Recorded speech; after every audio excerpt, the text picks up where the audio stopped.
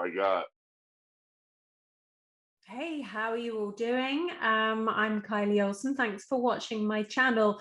I've said it before and I'll say it again. Please subscribe because every little helps. There are lots of videos on here now for you to take a look at. I started this guitar journey in April and then decided to make a YouTube channel out of it. I think about 4 or 5 months ago, and it's been so much fun catching up with old friends around the globe and meeting new great guitarists as well. And I you know, the feedback that I've been getting from you guys has been quite nice. I think you're all enjoying it. Like I've said before as well, you know, if you have any suggestions on artists that you think that I should get on the show, then please pop in the comments below.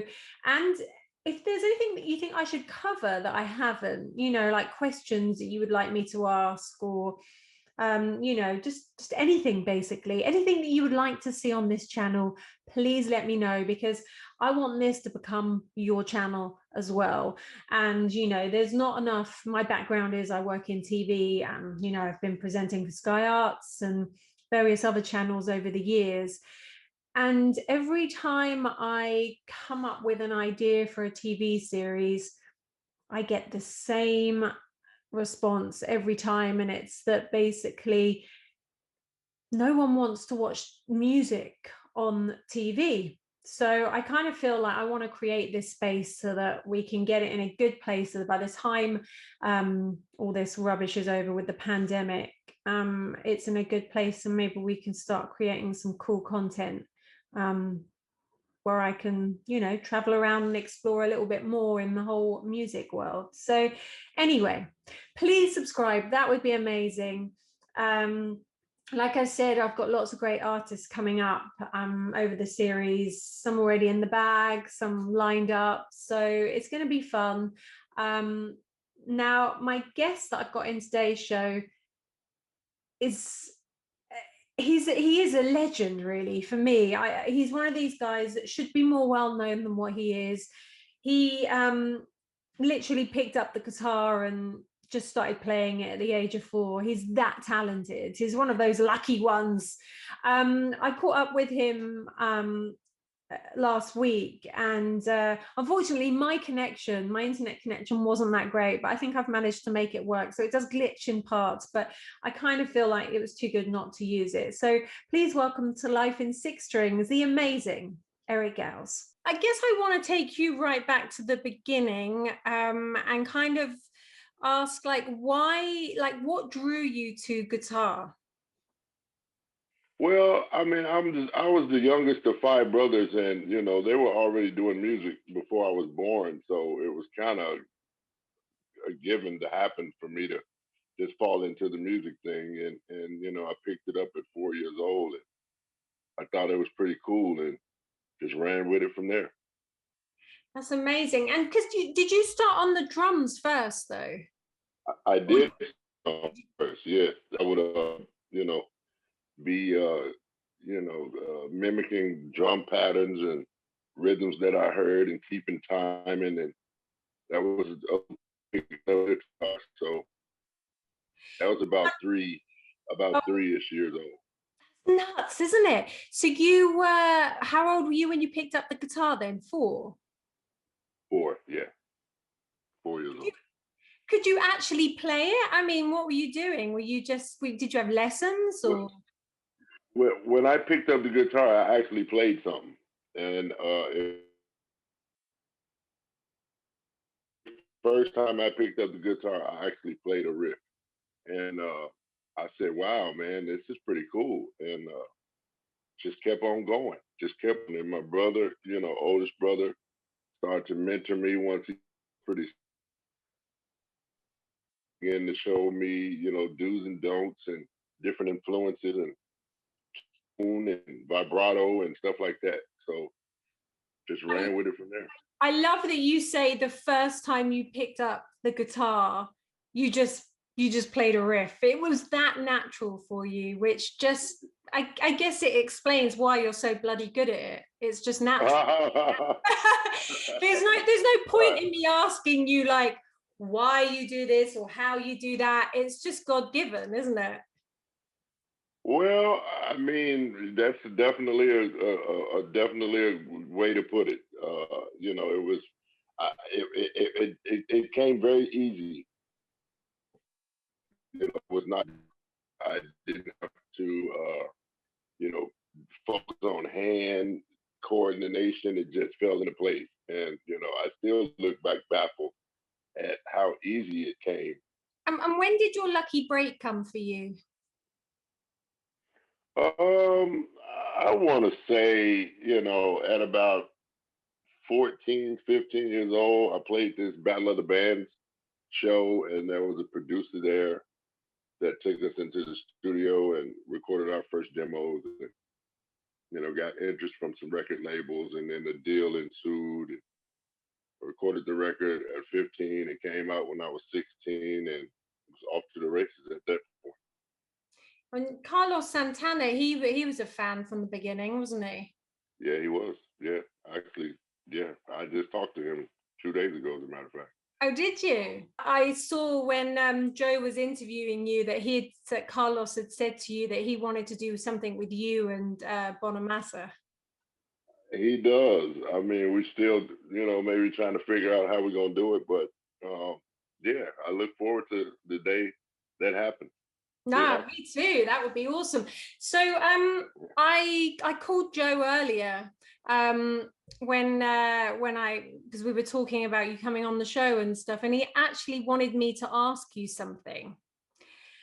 Okay. So he said, let me get this right. So what was it like working with the most handsome man in the blues world?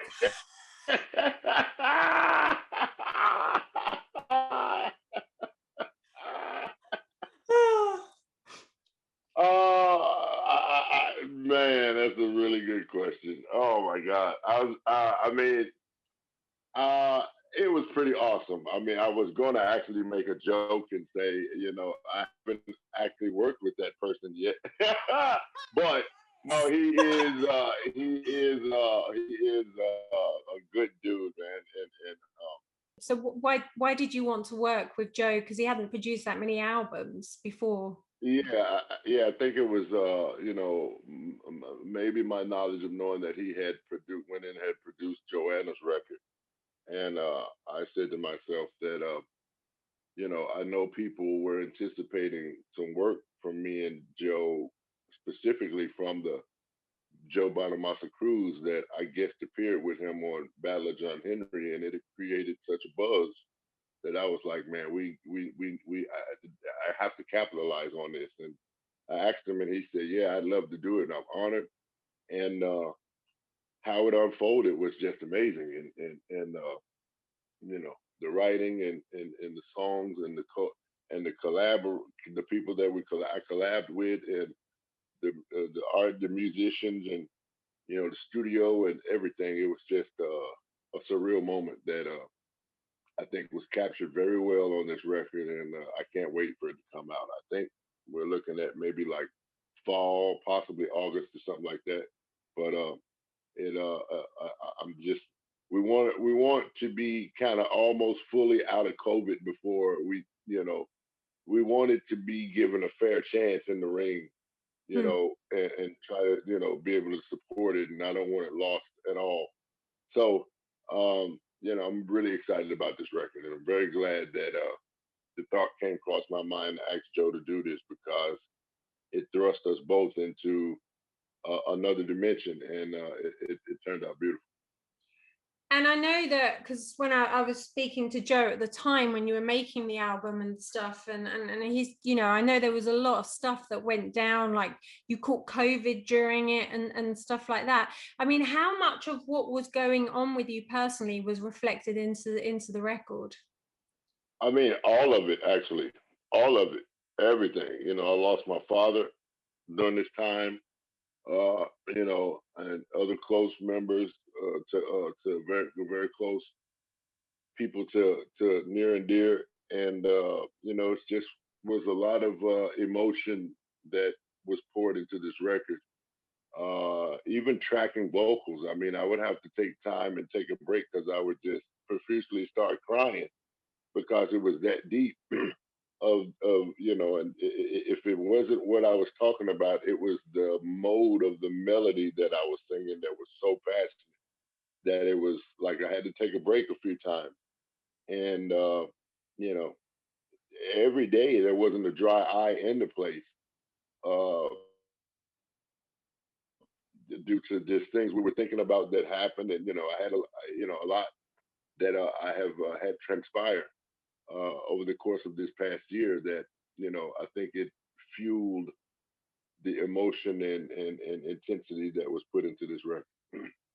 Wow, that is a lot to go down, isn't it? Yeah, I mean, I'm impressed that you kind of kept it going, like you just wanted to make the record.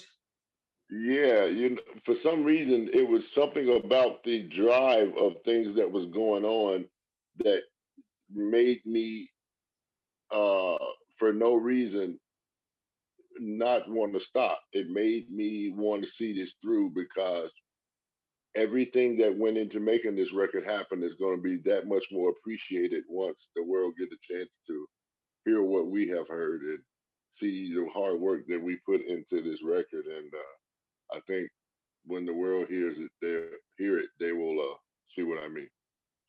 Do you think, in a way, it's kind of like it sort of, so, solidifies the fact that sort of music is medicine?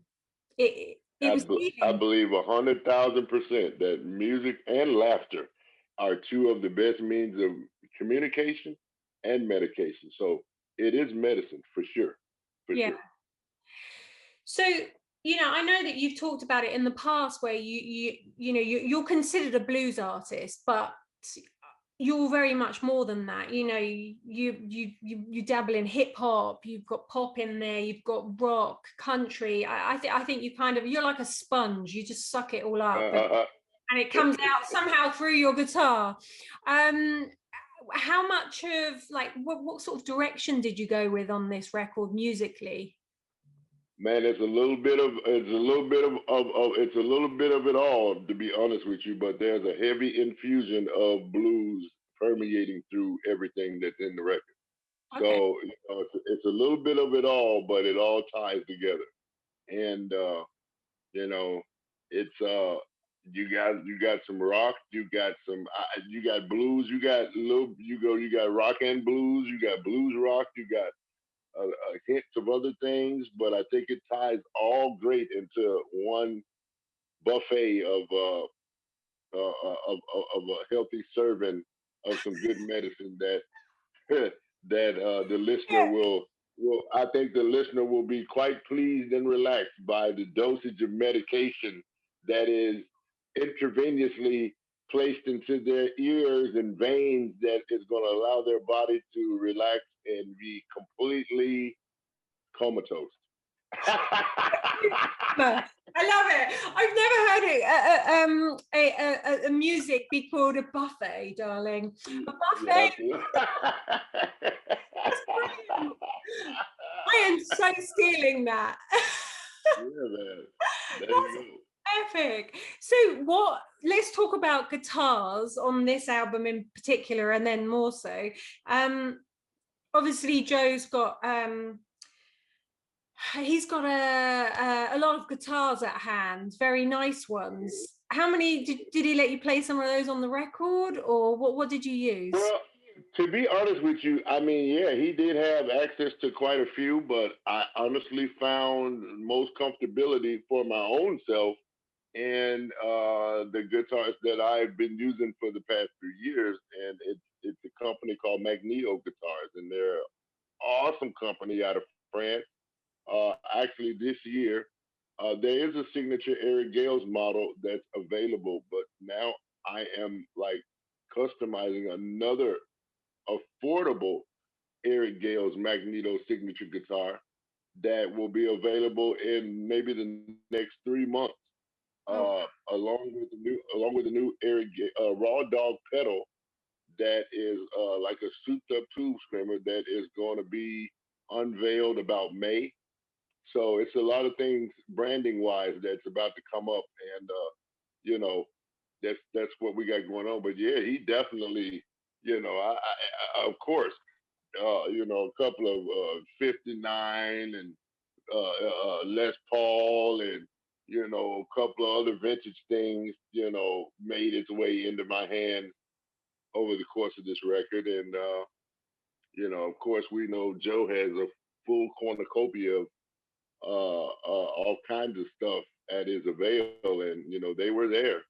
And with tracking though, with tracking and mainly solos, uh, he was very impressed at the tone that I used my amps, my own signature amps, the DV Mark amps that are made by the parent company Mark Bass, but they have a guitar side amp company called DV Mark, and they're doing very very well. They're selling really good, and that is the focus of the tone that you're going to hear on this record and what I use live. So I Okay. was quite pleased with how the tones and everything came out on the record. I guess that makes sense though, because in a way, you're going to be out there playing these songs live, so you want to have the guitars that you used on the album, kind of thing, don't you? Really? Yeah, yes and no, but I'm actually gonna have a few more that's out on the road with me that I didn't use on the record, but I just found comfortability in that one guitar. I actually brought two, but I found comfortability in that one. I mean, once I got nice and comfy and cozy with what I was playing, unless it was a specific different tone other than the strat like tone that I was looking for, I found comfort in what I was using. Yeah, fair enough. That makes sense. So here's a question for you then. You said you got your hands on the 59 Les Paul that you brought out. How good was Mhm. it? Was it good or not? I'm gonna tell you the truth. It's all in the eye of the beholder of that instrument, as it pertains to how wild one is about the sheer intensity of the instrument and its authenticity of how originally vintage that it is. There is nothing that is by any means shy of anything that Joe pulls out of his vault that is not worth bowing to. Uh, with the consideration of his vast memoir and variety of such beautiful instrumentation and such vintage collection. I'm in awe every time I go to his spot and see something that I hadn't seen from the last time that I came over there, or see him with the 19th or 20th uh, version of the same guitar. He has a healthy uh, attraction to some really badass stuff. And You call it man, healthy? I don't think it's healthy. His addiction to it. I mean, I'm like him, so to me, it's healthy. Trust me, I have a pretty thorough knowledge of addiction in its Yeah. unhealthy form.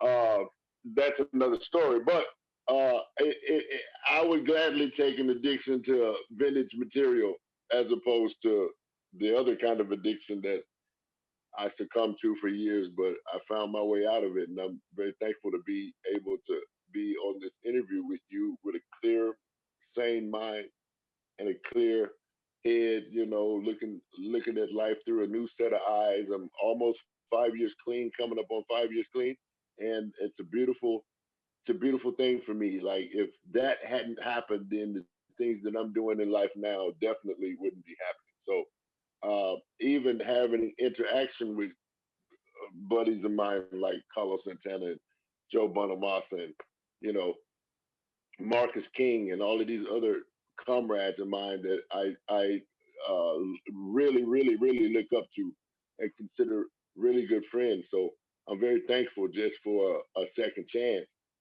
at life, and it's really beautiful.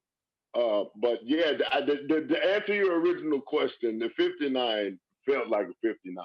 I'll put it like that. I mean, did it dawn on me that I was holding like $500,000? Uh, yeah, it did, and it's just, something about that old stuff that it never will be extinct. So, you know, as long as there are people and interest out there to keep old vintage stuff, it's just like, for the people that were getting these guitars back in them days, it never dawned on them. I mean, they just knew that there was like a Peter Green, or like Dickie Betts, or all of them cats back then. They were playing guitars that were just they just bought within this at that time. Yeah, they were relatively new because it was. Exactly. Exactly, and it's something about them that stood the test of time. That amps and guitar companies are still trying to emulate the stuff from back then, Yeah. and rightfully so. I mean, why fix something that ain't broke? But you know, I woefully bow at the collection that this young man has acquired through his years of living, and it's pretty badass. I have to say, it's impeccable. It's impeccable. Yeah, I mean, as you would say, Eric, he's got a fine buffet of guitars. He's got a fine buffet, darling. God. Oh my God. So you I mean, Right. you mentioned the addiction and everything that you went through, you know, like how when you think about that and you think about musically, like how did you come out the other side of that? Like what happened, like, and maybe even the creative process, like when you went through this dark patch in your life, where did music fit into that then? It never left me. It never. That's the one thing that I can say that never left my side. Even though there were several nights that I was completely out of my mind, and just near death quite a few times actually. Um, the music never, I never lost sight of the music. So I can honestly say that the music is something that has stayed with me through the dark and good times. And at a point in time when I was just getting clean, I was kind of in fear of how particularly my life would be in the creative process without being high, Yeah. trying to create. But I just let it be, and little did I know that the process became to be say hey, babe, say hey. There's Hi. my wife. She Hi. said hi, Thank you. darling. She's from the UK. So in a creative process, and I little did I know that the moment that I cleared all the fog away, that it was just that much more intense, with a clear mind, and I haven't looked back since. It's funny you say that because I bet a lot of addicts do worry about that. Like, how am I going to get out there on stage and perform? I'm used to like being off my head. Like, yeah, I mean, what was it like the first time you walked out on that stage completely sober? Man, I just went out, and I honestly don't think that I even thought about any of that. I just went out and tackled it as I normally would, and found out after the fact. You know what I mean? And just found out after the show, like, wow, man, like, yo, this was back because I had been periods of time that I had played at moments that I wasn't at the time high. Yeah. I mean, but for 30 years, there was a continuum of being high, whether I was high or not. Like, if I wasn't high, I still damn near felt like it, even if I wasn't actively high at the time. But now, when you get some clarity and all that sort of stuff, I hit the stage and found out, man, actually being high was hindering the actual feeling that I get now sober that makes me more higher than I was when I was getting high. Yeah. Yeah, 100%. I can imagine. Yeah.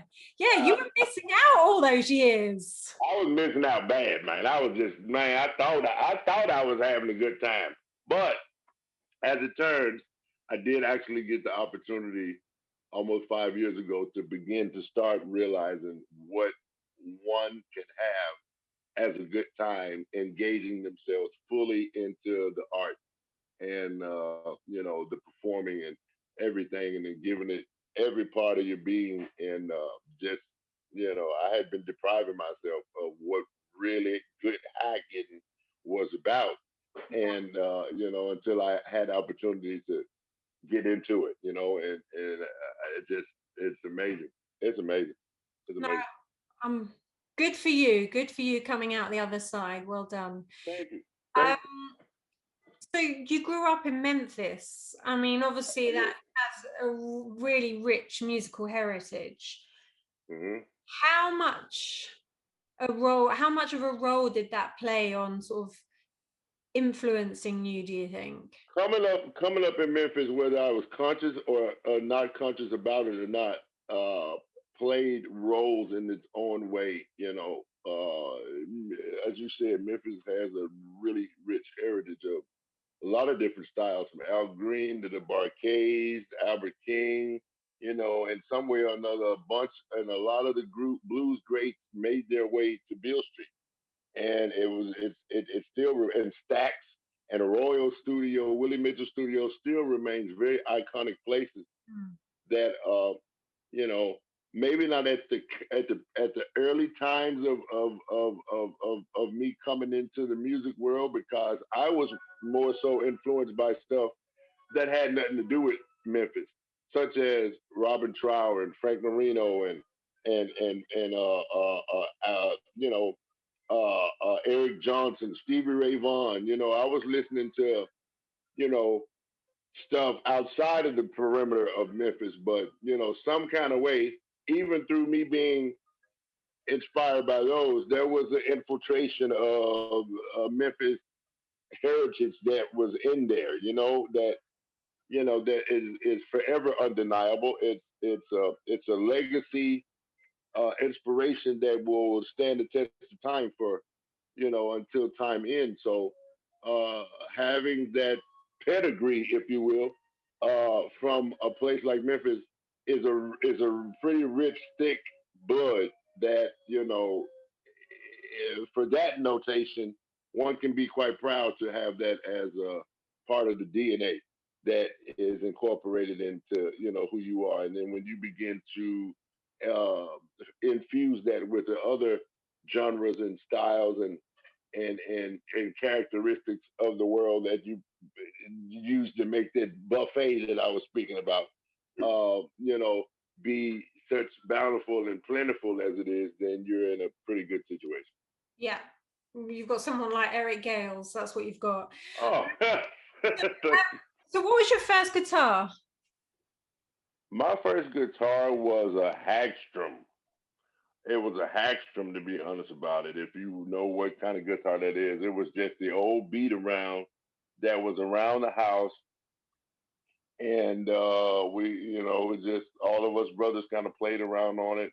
And the first guitar that I actually got bought for me was, I think, $50, and it was called a Mako guitar. I think it was just some off-brand, you know. And then the first guitar that I actually bought was a 1974 Okay. Strat, and then that was pretty cool. But then after that, they just started coming. They do, don't they? Hmm. And then the crazy thing everyone knows about you obviously is the fact that you are right-handed, but you play left-handed upside down. That's right. That is so That's like, exactly right. that's nuts. But I guess if that was what was lying around, I'm guessing that was a left-handed guitar, was it? A right-handed It right? was a right-handed guitar.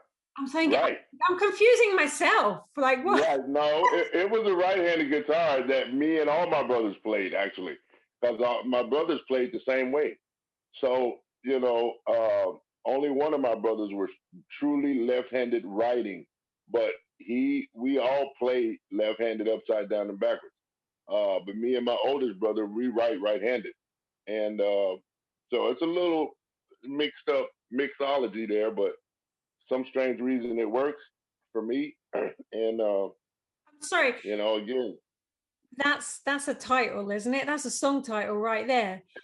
it is a Or is song it title. I mean, left-handed, upside yeah, down, and yeah, man, yeah, and again, back to why fix something that ain't broke. 100%, exactly. I guess, yeah, for sure. So have you got a title for the new album yet? So the very strong 95 to 97 to 100% that the name of the record is going to be Crown. Crown. Nice. And that's about all I can tell you about it. Okay. Without particularly giving it away, but the record is going to be called Crown. And there is a possible sighting of this guy that told you to ask me what was it like working on a record with the most handsomest man in the world. I can't believe Joe told you to ask me that. Yeah, Joe I'm told gonna her ask to it ask to me Joe. what was it like working with the most handsomest man on the world. There's a very strong sighting of Joe on this song, and we actually have a battle. I've already told you too much, but that's what you got more info than anybody on that part right now. Very cool. Why did you call it Crown? Well, the song, this name of the I'm calling the record Crown, but the song that is connected to, the name of that song is called "I Want My Crown." Right, that makes and sense. it just it felt better. Yeah, now we just call the record Crown. You know what I mean? So yeah. Okay, cool. One last question. How many years has it been? How many years have you been a professional guitarist? It's over 30, isn't it? Yes, actually for 42 years. Really? I've been playing. Yeah. You said a professional guitarist. Yes. A professional. It's over 30. Yeah. Yeah, it's over 30. So I started my professional career at 15, and I am now 46 years old. So that is what? Take 15. Yeah, I don't know how to do. Oh, 15 Subtract 50. 56. Yeah, that's Yeah, 31. 31, exactly. Yeah, We're 31 years. trying to work in maths. So like, how do you retain the passion that you had when you first started after all those years? I believe, to be honest with you, I believe I have generated even more passion than I had when I first started, because it's crazy. Me and my wife be talking about it, and we look at videos from shows that people, caught on video, and I'm up there moving like I'm a little kid. And, I'm just all over the stage, and just like the stage is my playground. I mean, I am just jumping and having a good old time. And, I do recall that type of energy when I first came out. You know what I mean? With the original Air Girls band, I did have some of that, but I think it's gone to another level since I've gotten older in age. And like we got a 4-day run happening next month, and my wife is trying to do her best to get me to start going to the gym and working out, but it ain't working out too good for her. So I was have to tell her she can go do it by herself. I'll figure it out some kind of way. But like she's like the intensity that we had before. Uh, she don't think that it's gonna be that, because COVID that made me get the COVID belly, and see, I got a situation right here, and my wife been cooking all this food, this buffet, if you will, and and now I got to go work it off when we get on the road. But I'm ready. She feels that I'm gonna have to tap out the middle of the show and take a break, but I No, don't think so. I think I'm gonna be all right. you need to get on the bike like Joe. She said I need to get on the bike like Joe. Yeah. I'll think about it. Oh my God. So I'll, I'll you get on the bike I'll get on the bike while I'm eating a hamburger. well, I guess you'll be toned that way. You might not lose any weight. You know, you mentioned a Strat. Well, my first guitar was a Strat, and we're locked down in England right now. We're not. There's nothing's opened, and so last Friday I got really bored, and I thought there's something really disconcerting about a brand new looking Strat. I'm going to try and relic it. So. Oh wow, you did it God. yourself? Yeah, it's awful. I'm so embarrassed. I'm going to show you. Not to keep talking about Joe, I texted him and said, "Oh my God, I've messed up my guitar," and he was like, "Oh, what have you done?" Anyway, That's nice. Like it was all, none of that was on there before you did it. Christine, yeah. So this is all Oh, me. that's a great job. How did you do it? What did you use? So I got you know, paint like a paint stripper, like a tool. Yeah.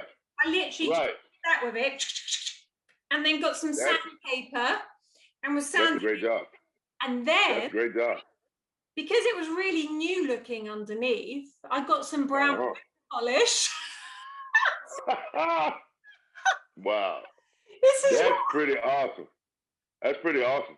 This is what happens when people get bored. When you get bored, yeah, man, why not? Just go relic up your guitars. Go make them look old. That's great. That's great. You should go. You could get a job while you in this pandemic at the fender shop and make stuff look old. That's a great job. I would play it. I would play it for sure. Well, okay, you can play it next time you're in England. If ever you want to borrow it, it's yours. There you go. There you go. Eric, it's been an absolute dream chatting to you. Thank you for coming on the show. And thank you so much. I look forward to everyone hearing the record because I know it's going to be great. Thank you so much. Thank you so much. I'm glad Joe suggested this, and it was a wonderful opportunity, and much success with everything you got going on. And when we make it over there, hopefully we see you. Yeah, definitely.